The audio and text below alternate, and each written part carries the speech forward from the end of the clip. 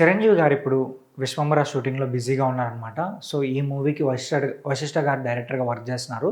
అయితే ఈ మూవీకి సంబంధించిన షూటింగ్ అయితే మాక్సిమం ఫినిష్ అయిపోయిందంట. కొంచెం వీఎఫ్ఎక్స్ వర్క్ అలాగే పోస్ట్ ప్రొడక్షన్ వర్క్ జరుగుతుందని తెలుస్తుంది.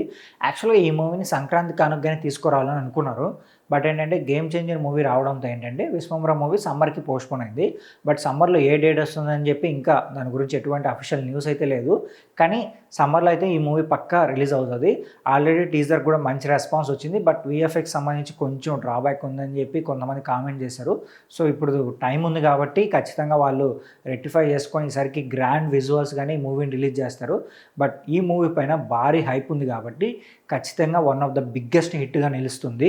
సో, 2025లో అందులో ఎటువంటి సమస్య అయితే లేదు.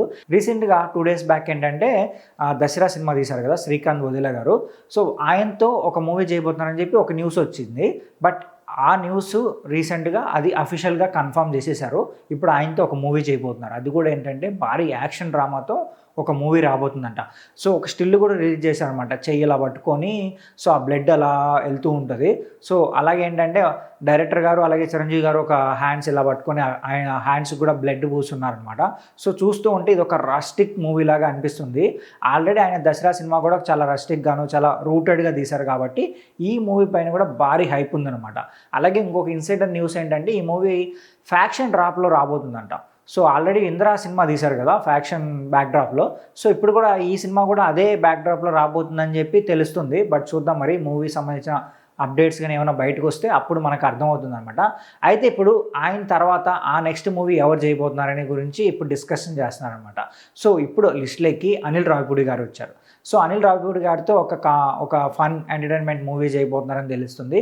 బట్ ఈ మూవీ తర్వాత గానీ, లేదంటే ఈ మూవీ ముందు గానీ 'సందీప్ రెడ్డి వంగ' గారితో ఒక మూవీ చేయబోతున్నారంట. ఇది గదా ఫ్యాన్స్‌కి కావాల్సిన అప్డేట్ అయితే. ఇది గదా ఫ్యాన్స్‌కి కావాల్సిన కాంబినేషన్. వీళ్ళిద్దరి కాంబినేషన్‌లో మాత్రం ఒక సినిమా వస్తే మాత్రం మన ఇండియన్ బాక్స్ ఆఫీస్ అయితే పగిలిపోతది. అందులో ఎటువంటి సమస్య అయితే లేదు. ఖచ్చితంగా ఇండియన్ బాక్స్ ఆఫీస్ షేక్ అయిపోతదనమాట. సో, ఆ కాంబినేషన్‌కి ఉన్న పవర్ అలాంటిదనమాట. సో, ఒకవేళ 'సందీప్ రెడ్డి వంగ' గారి రైటింగ్ స్టైల్‌లో చిరంజీవి గారు గాని యాక్ట్ చేస్తే మాత్రం చిరంజీవి గారి స్వాగ్, ఆయన స్టైల్‌కి సో, ఆయన 'సందీప్ రెడ్డి వంగ' గారి క్యారెక్టర్‌కి పక్కా సెట్ అవుతది. So, next box office Sheikh అయిపోయే మూవీ అవుతుందనమాట. చూద్దాం మరి ఒకవేళ వీళ్ళ కాంబినేషన్‌లో మూవీ సెట్ అవుతుందా లేదా అనేది ఇంకా అఫీషియల్‌గా బయటికి రాలేదు. బట్ ఒక స్టిల్ అయితే బయటకొచ్చిందనమాట. 'సందీప్ రెడ్డి వంగ' గారు అలాగే చిరంజీవి గారు కలిసి ఉన్న ఒక ఫోటో అయితే బయటకొచ్చింది. మేబీ అది స్టోరీ డిస్కషన్సా లేదంటే ప్రాజెక్ట్‌కి సంబంధించిన డిస్కషన్సా అనేది తెలీదు. సో, మరి చూద్దాం ఒకవేళ వీళ్ళిద్దరి కాంబినేషన్‌లో ఒక మూవీ సెట్ అవ్వాలని మనం కూడా కోరుకుందాం. అయితే వీళ్ళిద్దరి కాంబినేషన్ పైన మీరేమనుకుంటున్నారో కింద కామెంట్ చేయండి. అలాగే చిరంజీవి గారు నెక్స్ట్ ఏ డైరెక్టర్‌తో వర్క్ చేస్తే బాగుంటుందని అనుకుంటున్నారో కామెంట్ చేసి చెప్పండి.